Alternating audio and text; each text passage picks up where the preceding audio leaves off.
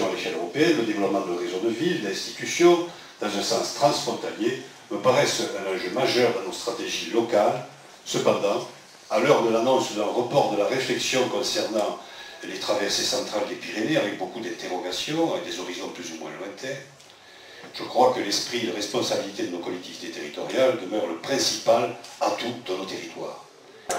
Monsieur Abadi, vous êtes président du Saint-Gaudens Pôle Expo, oui, organisateur du Salon Montagne et Pyrénées. Est-ce que vous pouvez présenter brièvement l'événement? Alors oui, je vais vous le présenter. Le Salon Montagne, donc, est le premier salon de ce type sur les Pyrénées. L'idée est partie en fait du salon de Grenoble un petit peu. Et l'idée en fait c'est d'essayer d'avoir une identité pyrénéenne malgré la diversité de nos cultures et de nos territoires. Et Monsieur Salinas, vous êtes président de l'Agence de développement économique et culturel Nord-Sud.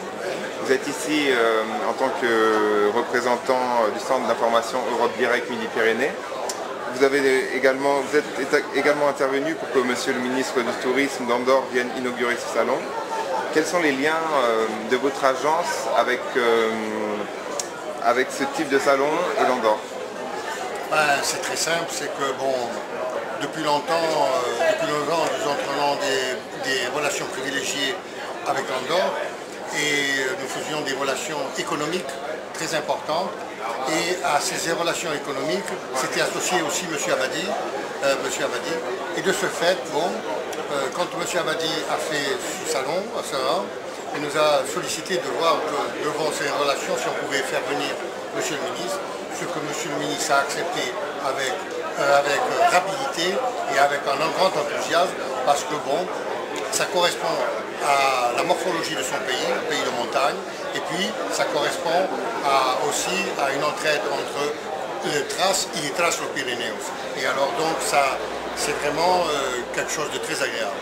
Et donc nous sommes intervenus là-dedans, d'autant plus en ce qui concerne Europe Direct, pour la simple raison, c'est que Europe Direct est la représentation de l'Union européenne à Midi-Pyrénées.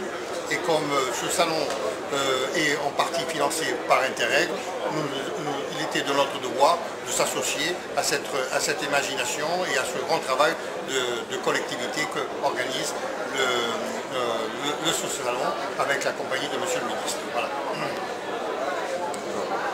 Et Monsieur le ministre, en tant que ministre du Tourisme en Andorre, que représente ce type de manifestation pour l'Andorre?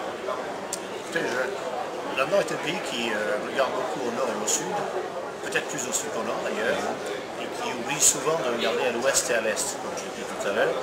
Et je crois que ce salon est l'occasion, la première occasion de beaucoup d'autres qui vont suivre, de savoir considérer nos voisins pyrénéens. Nous sommes partie prenante déjà dans la CTP. Je crois qu'il faut aller plus loin. Je crois que ce salon déjà nous permet d'aller encore plus loin. Et nous sommes pyrénéens totalement. Donc pour nous, ça a été un plaisir, un honneur et un espoir de voir que ce salon, donc, ce mouvement, toutes ces personnes, toutes ces entités, ces associations participent. Je crois qu'il y a beaucoup de dynamisme et effectivement, on ne pouvait pas ne pas y être. Oui, j'ajouterais qu'on a aussi sur les Pyrénées, nous sommes une conception de l'homme, du rôle de l'homme dans la société qu'on partage quand même tous d'un côté du massif de l'autre et que l'Andorre partage aujourd'hui avec nous. Et en plus, l'Andorre est le pays des Pyrénées, nous sommes le pays des Pyrénées. Donc si une occasion comme celle-ci se présente, l'Andorre n'y va pas, je pense que c'est pas très normal. D'accord. Merci.